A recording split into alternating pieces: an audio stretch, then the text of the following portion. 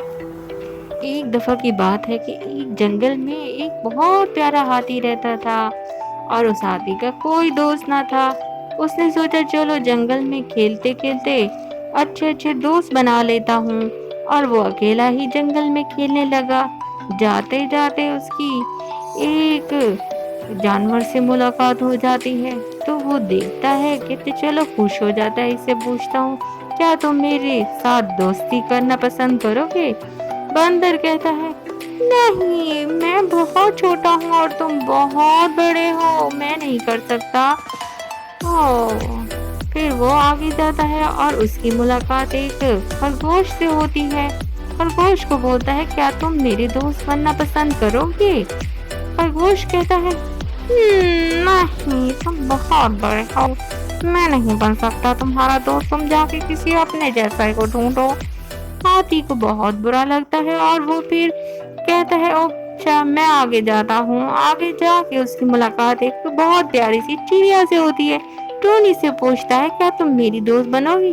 Tony کہتی نہیں نہیں، میں تمہاری دوست نہیں بن سکتی، تم بہت بڑے ہو اور میں بہت چھوٹی۔ آگے جاتا ہے اور ایک بھیڑ ملتی ہے، اس سے پوچھتا ہے کہ بھیڑ تم میری دوست بننا پسند کرو گی؟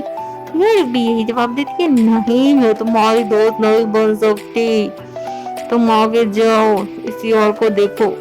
اور آگے جاتا ہے، دیکھتا ہے کہ اب میں کیا کروں، کس کو بولوں میرا دوست بنے؟ اور اتنے میں بھالو آ جاتا ہے۔ بھالو سے پوچھتا ہے کیا تم میرے دوست بنو گے؟ بھالو کہتا ہے نہیں، میں نہیں بن سکتا تمہارا دوست۔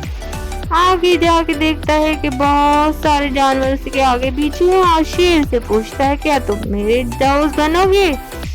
شیر دھاڑ کے بولتا ہے کہ نہیں، میں نہیں بنوں گا تمہارا دوست، جاؤ تم یہاں سے۔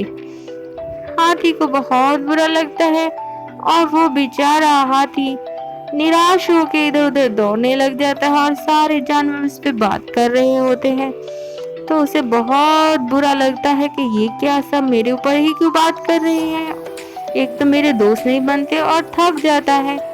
تو بچوں، اس کہانی سے سبق یہ ملتا ہے کہ انسان بڑا ہو یا چھوٹا، لیکن دوستی اسے سب کے ساتھ کرنی چاہیے۔